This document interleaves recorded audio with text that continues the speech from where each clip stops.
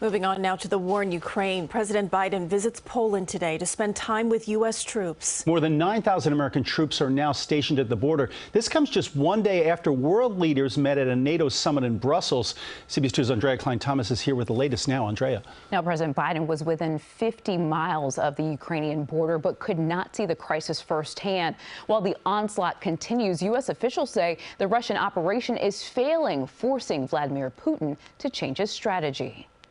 The long and devastating mass exodus from Ukraine continues. Bombings to street fighting decimated the port city of Mariupol, where residents are leaving hundreds at a time.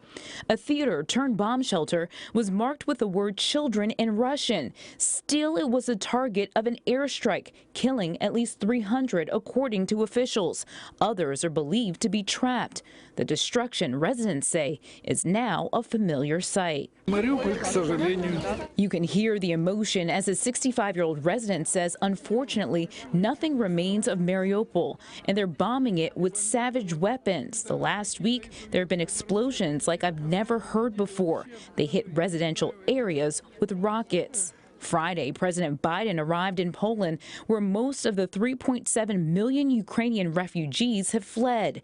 The president first seeing the humanitarian crisis for himself before visiting American troops from the 82nd Airborne Division stationed at the border, helping provide aid to refugees. We've got 100,000 American forces here in Europe.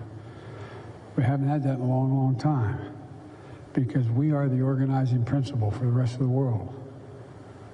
And I said, we've sent the best. President Biden thanked the troops for their service, even sharing a slice, saying what's at stake goes beyond Ukraine and involves preserving freedom and democracy around the world. Evacuee Oksana Abramova says, I feel pain for the people who can't get out. This is hopelessness. No water, no food.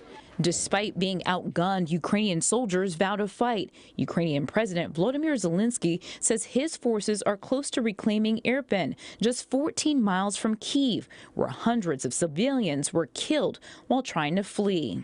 Everybody fear for their lives, but most important, it's a freedom of our nation and future of our nation.